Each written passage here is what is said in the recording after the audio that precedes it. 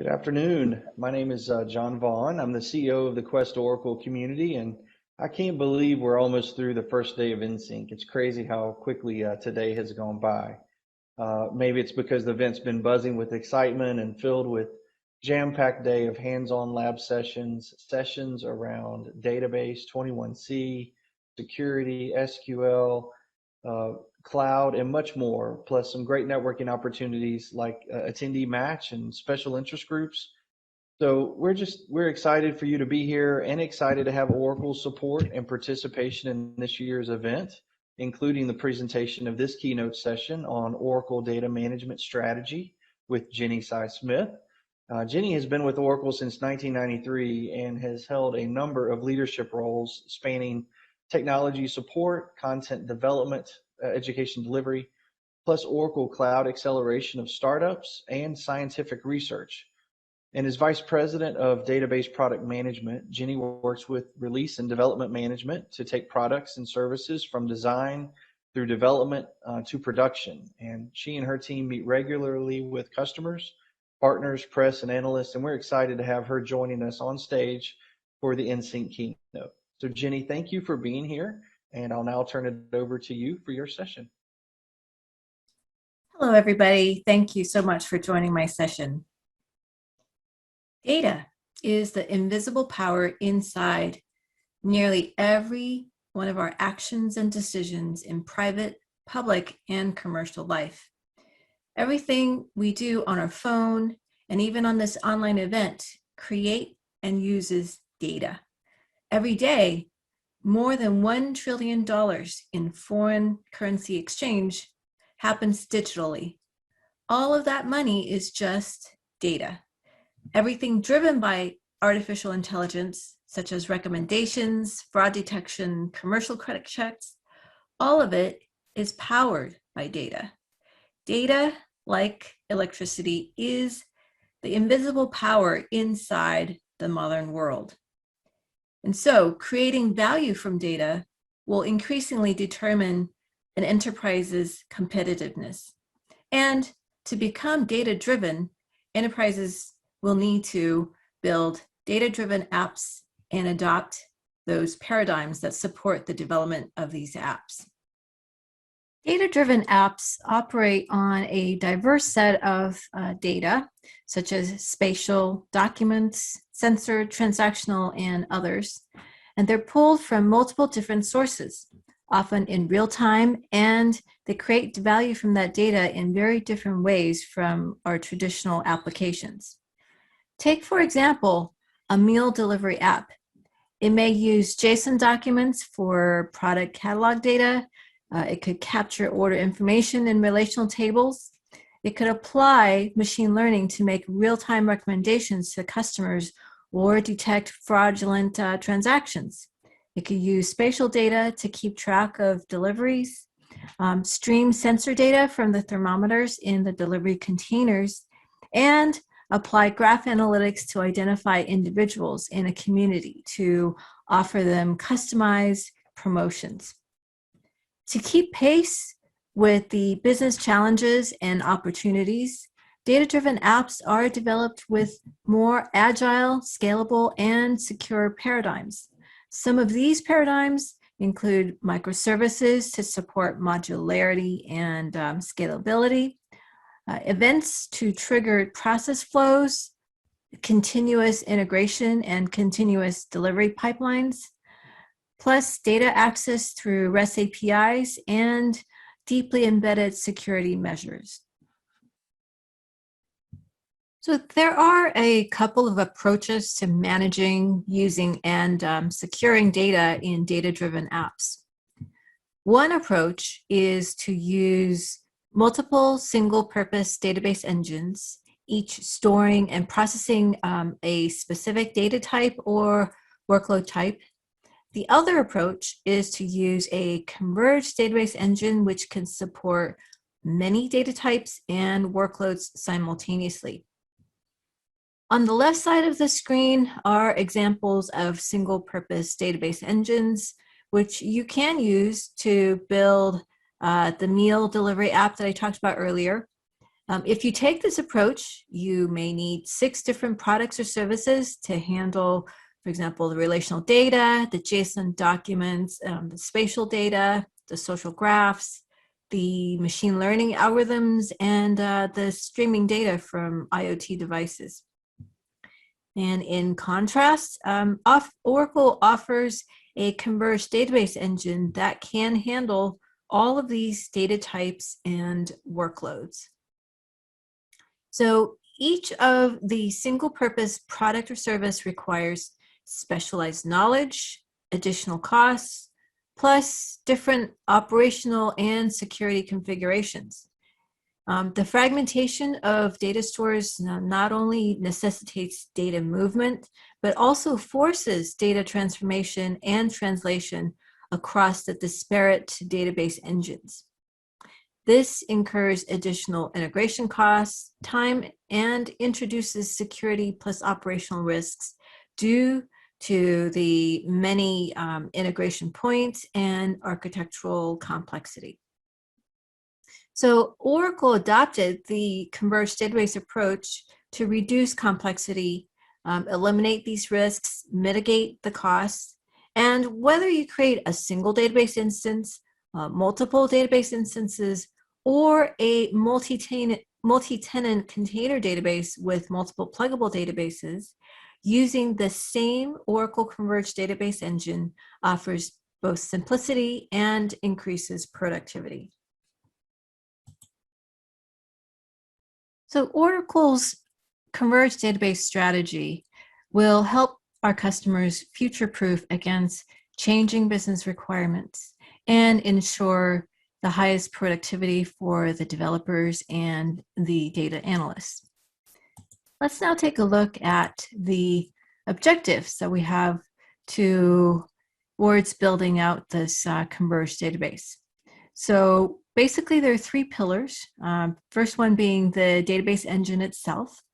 We are making it the fastest and most scalable, secure converged database possible.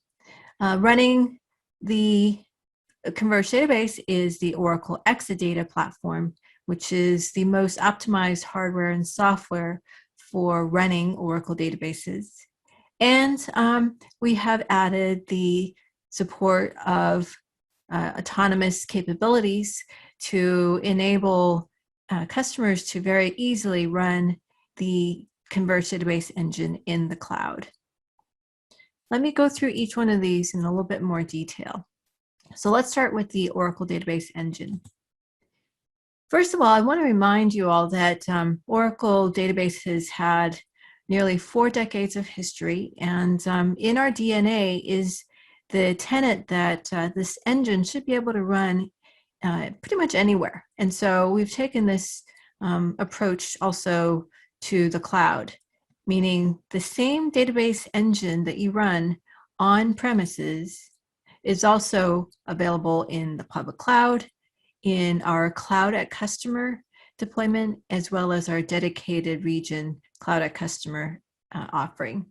And in the cloud, customers have the ability to choose hosted, co-managed, or fully managed, such as our autonomous services.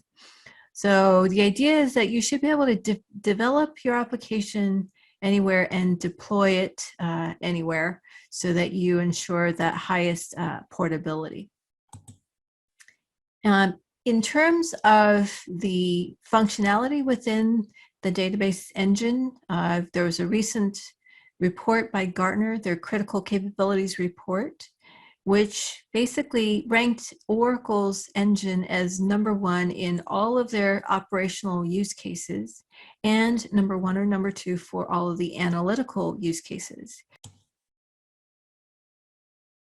Another testament to Oracle's enterprise scale capabilities is the fact that 97% of the Fortune Global 100 companies use Oracle Database to either run their business or to serve their customers.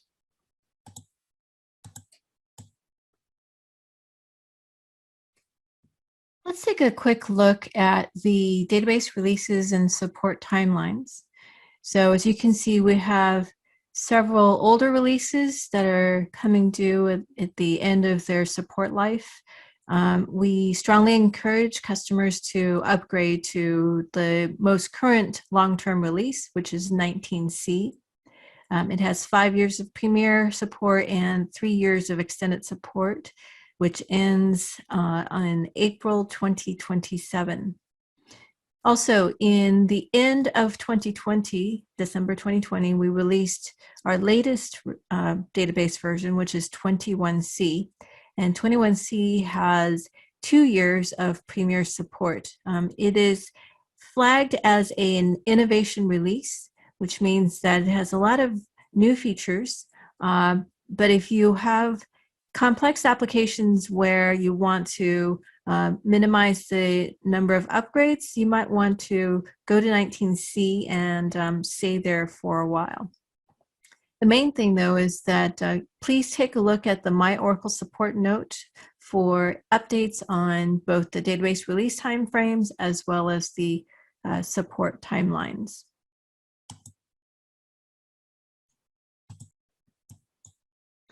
Now, let's talk a little bit about the key features in our 2 most recent releases, 19C and 21C.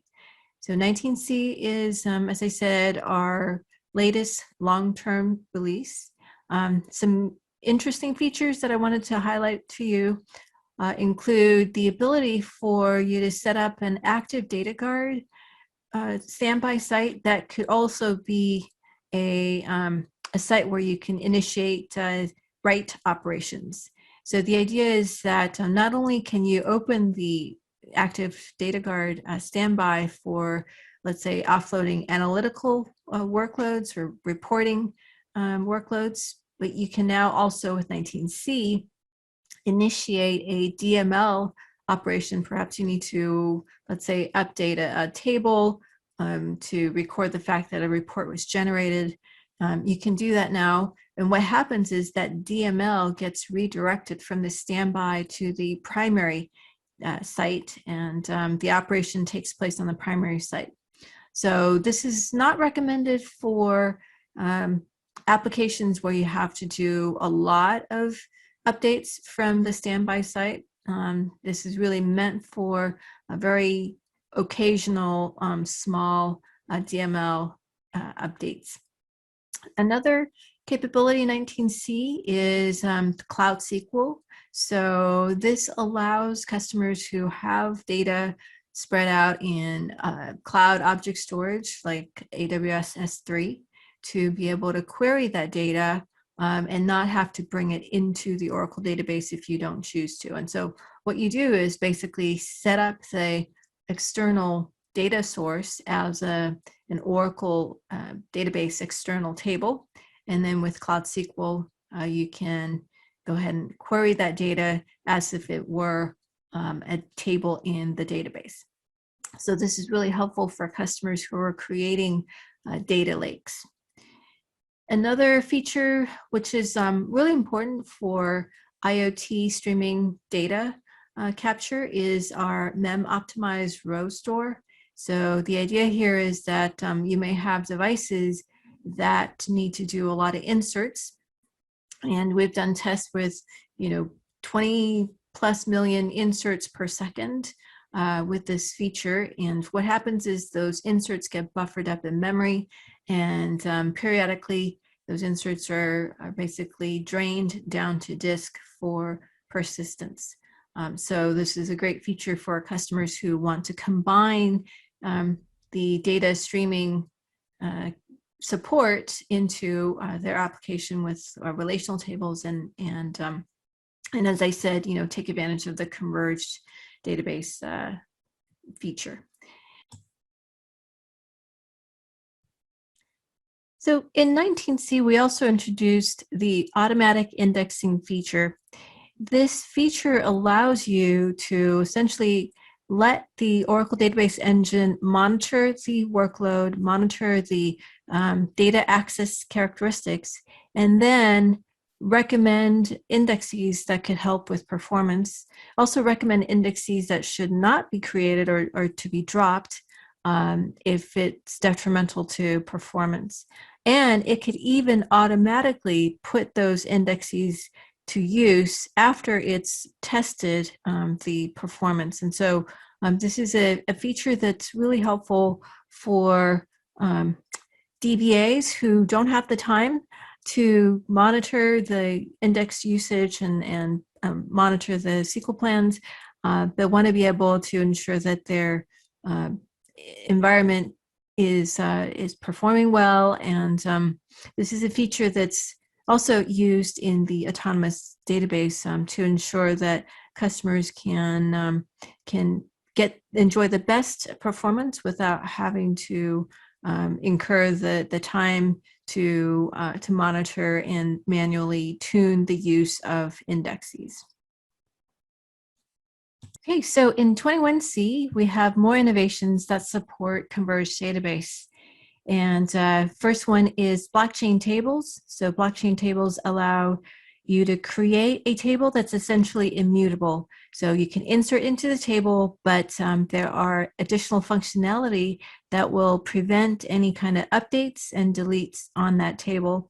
And essentially what it does is it offers protection from illicit changes and further ensures that you prevent any insider or external fraudulent activities on the data in the database. The nice thing is with this feature, it's really easy to use. Essentially, it's a relational table that you would create, but you classify it as a blockchain table, and then there's some additional features to chain each row to the prior row using a cryptographic hash.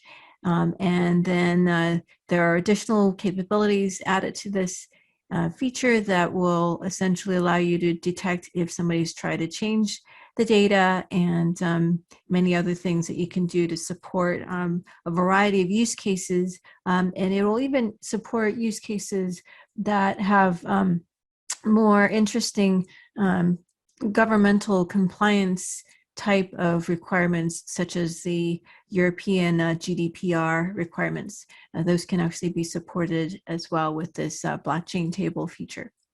Another capability in 21C is the support for persistent memory. So persistent memory store is available through the use of Intel's Optane persistent memory chip. And it's basically much cheaper than DRAM, but much faster than flash cache. So by using this, your workloads that are very heavy or very IO bound can basically benefit from this faster memory store, because if you use this on a, let's say a Linux server with Intel Optane persistent memory chip, you can then bypass the IO code path that traditionally will force you to go from DRAM down to disk. Instead, it'll just go directly to the persistent memory store. And so it's just much faster performance. Currently with 21C, we support this on a single instance database. There will be support for RAC databases in future release.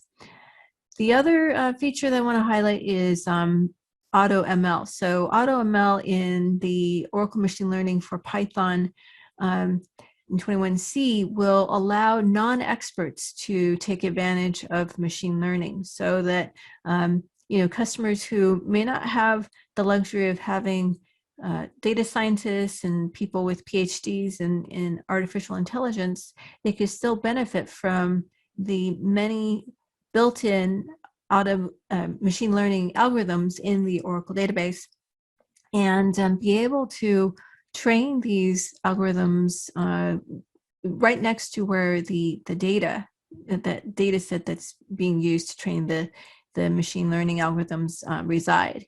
And the only two things that the person who's using AutoML needs to know is what data set they want to train the data and process the data on, and then what is the value that they want to be able to predict using the machine learning algorithm. And once that's done, then AutoML engine inside the 21C database will evaluate the best fit machine learning algorithm for that data set and for the value that that you're interested in predicting. So, and it'll just spit out a rank list of algorithms based on the accuracy. So this is something that pretty much anybody who wants to be able to leverage machine learning will be able to take advantage of. And then finally, we also have JSON support. We've had that since 12C, and in 21C, we will store the JSON document in a binary type so that scans are 10 times faster, and then updates to these JSON documents are up to about 4 times faster. And there are many other new features and enhancements. In fact, there are about 200 of them in this release. So this is something that we think that you will be able to explore and make use of. So ultimately, what we're building with Oracle Database, continuing with 21C and forward, is to give you the world's best converged database, providing support for any data, any workload types, and enabling the most productivity for your developers, for your database administrators, and data scientists. Now, you might think that a converged database is shooting for the lowest common denominator in terms of performance and scalability, and that's not the case. So as an example, we did some benchmarking for our JSON documents, and we found that we are actually better than some of the purpose-built JSON document stores, such as MongoDB and AWS DocumentDB. So we are very conscious of the fact that not only do we want to offer support for any data type, any workload, but we want to do it in the most performant and scalable and secure fashion. All right, now let's take a look at the Exadata area and talk a bit about that. So Oracle Exadata is essentially the best platform for all database workloads, both on-premises and in the cloud. It is a combination of the most optimized hardware and most optimized software for the hardware that can be used with an Oracle database. So on the hardware front, we are continuing to add more hardware that is optimized for both compute and storage and networking.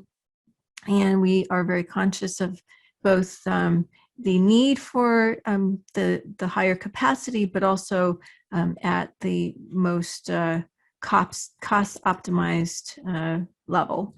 The other thing that's here, which I think is sort of the secret sauce, is the storage software or the smart system software that comes with Exadata.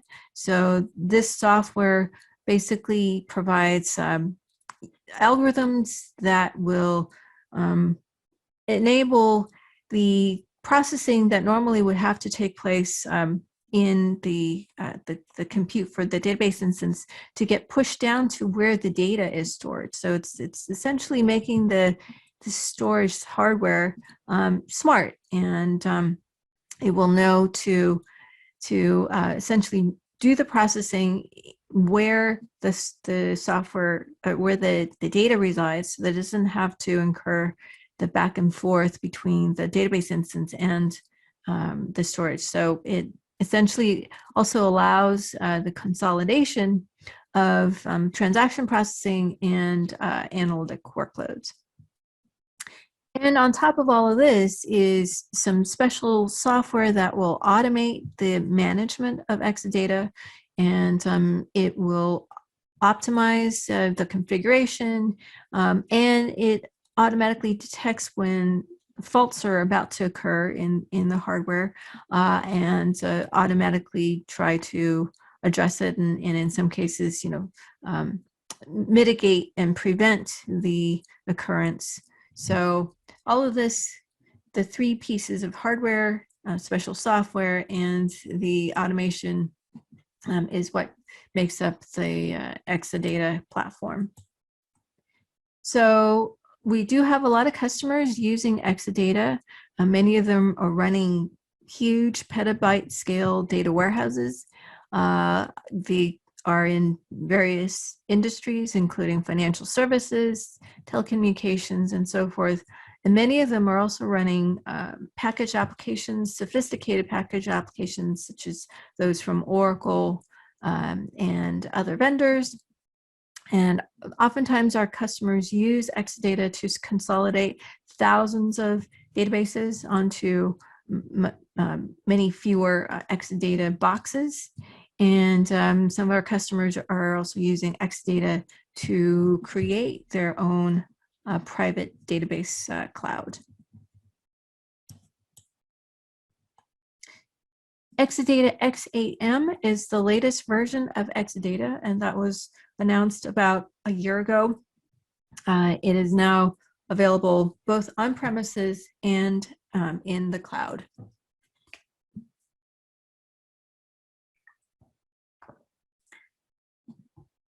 The two sort of newer technologies in X8M are the RDMA, Rocky, Converged Ethernet.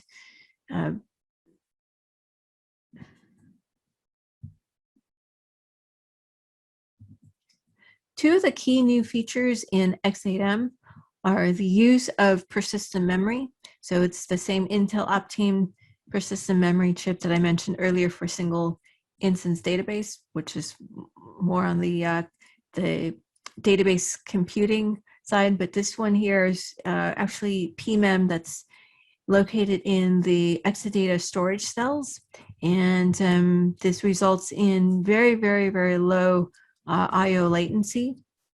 And some of the tests show that it's 50 times faster than flash storage.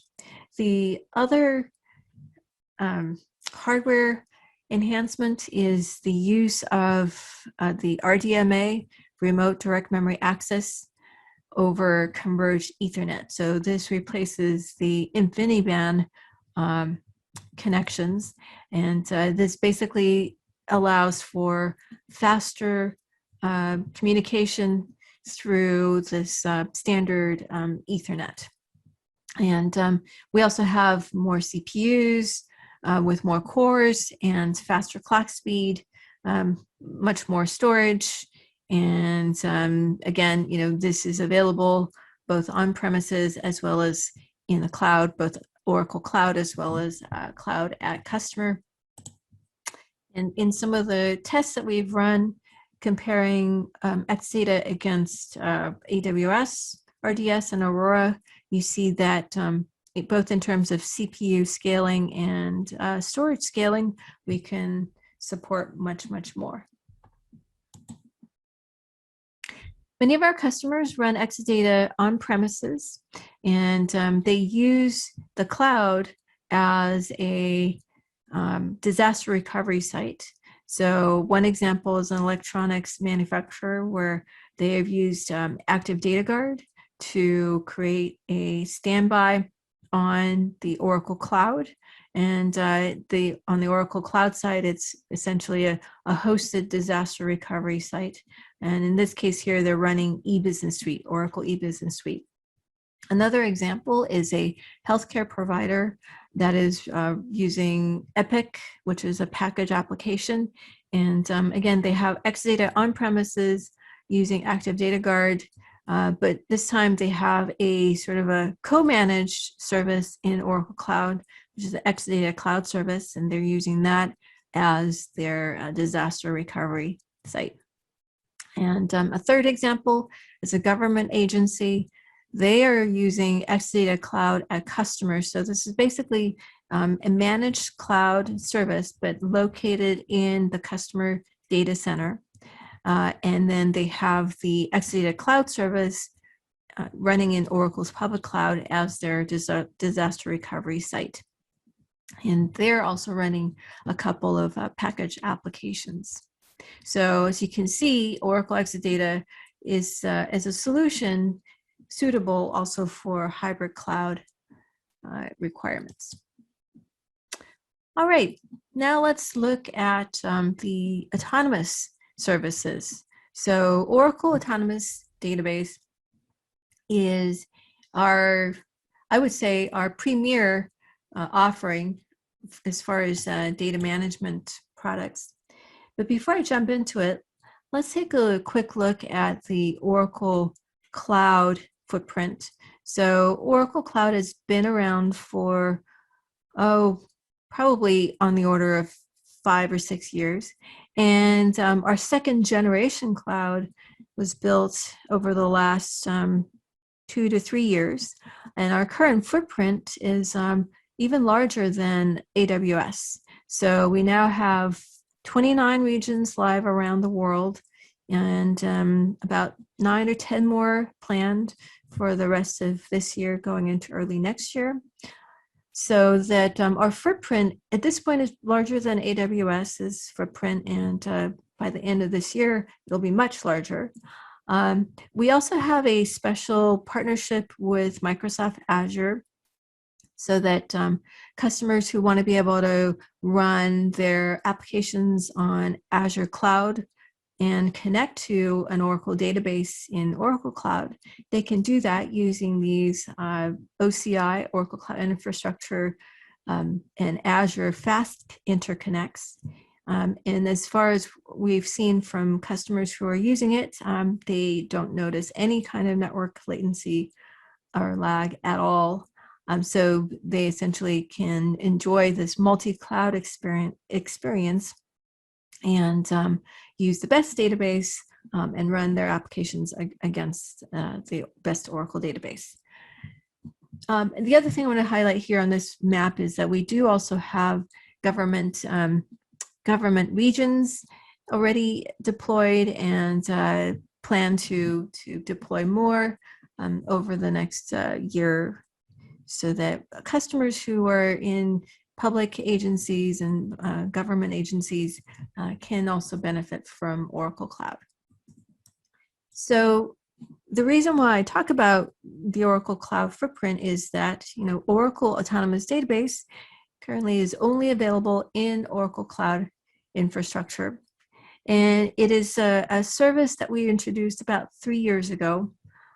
We decided that, our database, while it's the most sophisticated and fully functional, any data type, any workload, it can be somewhat difficult to operate because it has so much capability built into it.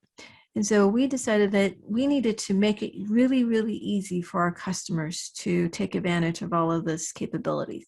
And so we built Autonomous Database to offer this enterprise class performance, scalability, availability, and security, but make it self-driving. So it's self-operating, self-managing, self-patching, self-tuning, and in some cases, self-recovering, because we know that a lot of that kind of operational aspect of running a database is something that we could eliminate from our customers, IT, day-to-day IT tasks, and allow these IT operational people to spend their time doing things that would be even more beneficial for their companies. So, and then ultimately, what we're trying to do is to achieve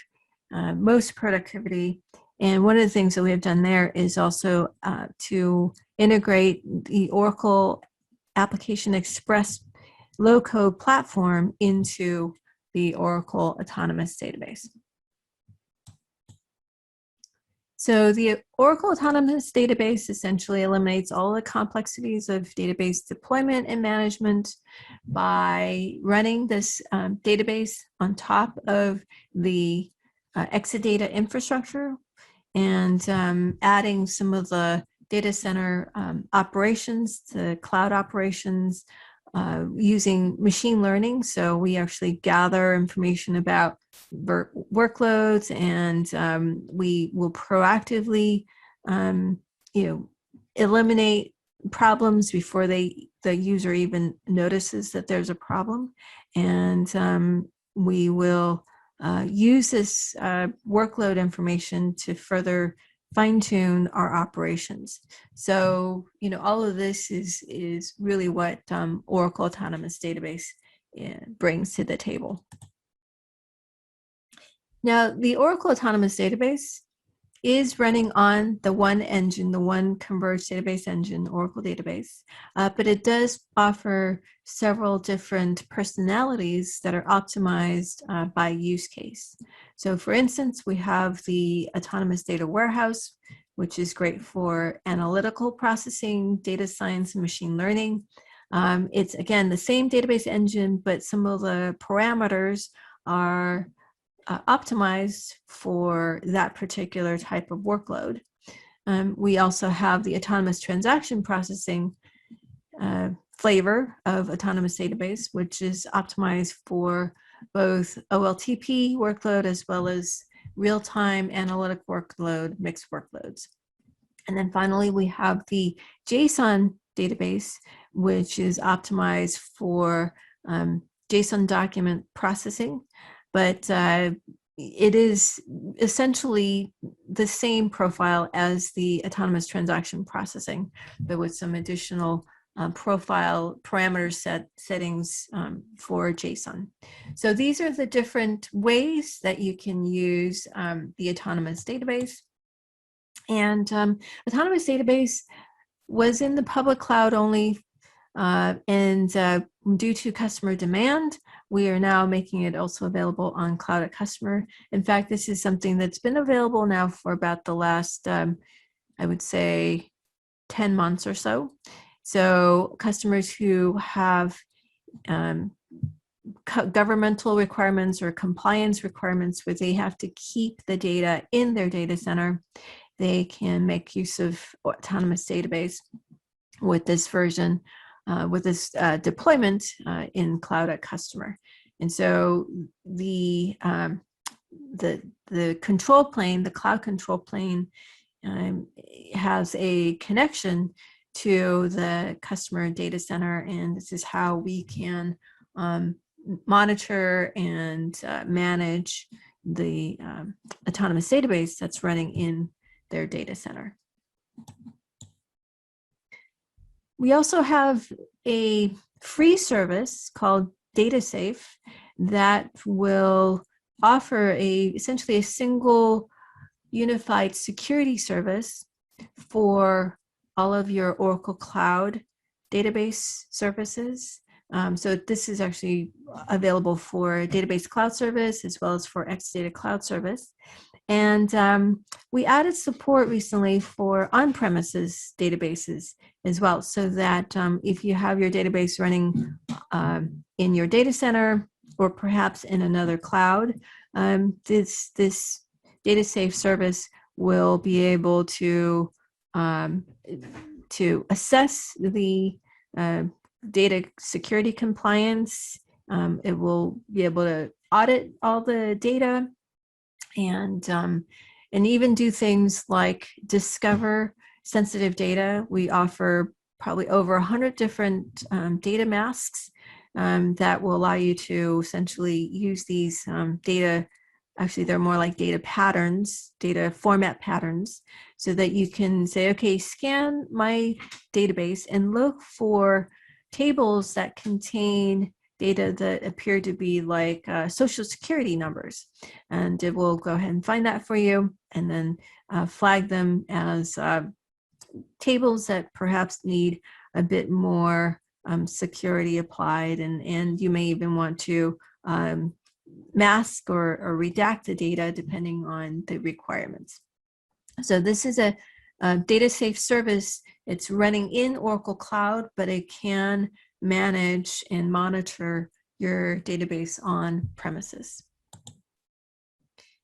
And I mentioned earlier that Oracle has a low-code application development platform, the Oracle Application Express platform. It's now available as a cloud service, so it's a fully managed stack. It's really a stack of the Oracle REST data service plus Apex, and sitting on top of the Oracle Autonomous Database.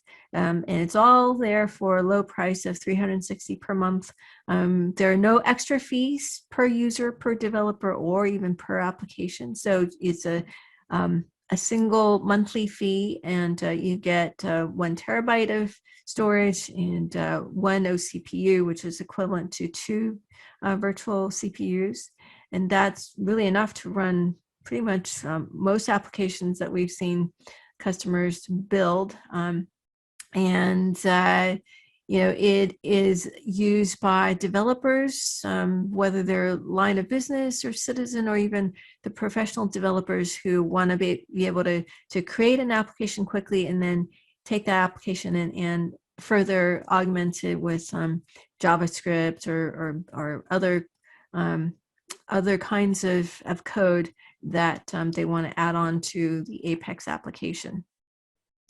The thing that we think about when we talk about Apex is that coding should really be the exception, not the rule. So even if you're a very long time application developer and you like to write code from scratch, we don't think you need to do that. We think that the best way to write code is to start with code that's generated by Apex, and then you can add on to it as you need. In fact, we did a time and motion study comparing Apex against the ReactJS, React JavaScript. And what we found is that it's 38 times faster to develop an application in Apex than in ReactJS. And you don't have to write as many lines of code. So 20 times less lines of code in Apex versus ReactJS. So, it's definitely a productivity gain there. And looking into the future, what are we doing with Autonomous Database? In fact, this is not so much the future because we just announced the addition of new built-in tools inside the Oracle Autonomous Database that are particularly useful for people who are working with data warehouses in the cloud. So capabilities that will allow anybody to be able to very easily, using some declarative tools, to load the data, transform the data, better understand the data model automatically, be able to discover data insights, correlate data across the data sets, be able to build social graphs and to apply spatial analysis, to be able to run machine learning algorithms to train and infer and predict data values. And of course, use Apex, the low-code application development platform, to be able to become more productive with your data. So all of this is now actually in the Oracle Autonomous Database. These built-in tools are called database actions, and it's there out of the box for you when you create your Autonomous Database instance. You see that we also can support data sources from other places, such as package applications, from Oracle and from some of the other vendors. We can support data from files that are stored in object storage, streaming services, whether it's Kafka events, Kafka streaming data, or Oracle Cloud Streams data, and bring that all into the data warehousing solution that you're building. And of course, we support many different BI tools, not only from Oracle. Of course, Oracle Analytics Cloud is probably the best out there, but also from Tableau and Microsoft Power BI tool and other vendors that have BI tools that you want to be able to connect to the Oracle database. So let's take a look at one of the Oracle customers who is taking full advantage of the capabilities within our Converged database. minesense is a pioneer in the digital mining solutions area. They put very heavy-duty X-ray devices on the buckets of excavators to scan chunks of rock as they're being dug up. These scans let the mine operators know how much ore is in each chunk, which then lets them sort the chunks much better for processing. The result is more recovered ore and a lot less waste. So the key to all this is the data. minesense feeds data from the X-ray scans as well as other sensors on the excavators and mining trucks into several autonomous databases in Oracle Cloud. They use Oracle Application Express, which is we talked about as the low-code app development environment, which is part of the Oracle Autonomous Database. And they use Apex to build multiple apps for different uses of that data that's being collected. The data is used for analytical dashboards for the geologists, for the data scientists who build the algorithms, the machine learning algorithms running in the X-ray devices. They also, in fact, run a smaller version of Oracle Database and Apex applications on the excavators themselves to help the field technicians with diagnosing problems and with repairing the equipment. So this is why minesense chose Oracle, to have a unified distributed data tier that gets data from its point of origin on the machines in the mines to the many different places and applications used for analytics, for artificial intelligence, and so forth. And all of this is done with minimal time, cost, effort, and risk. So I've walked you through what we've been doing with Oracle Database. 19C and 21C are here, and 19C being the long-term release, 21C being the most recent innovation release, and they're available on premises as well as in Oracle Cloud, serving you the Converged Database technology that we think will make you the most productive.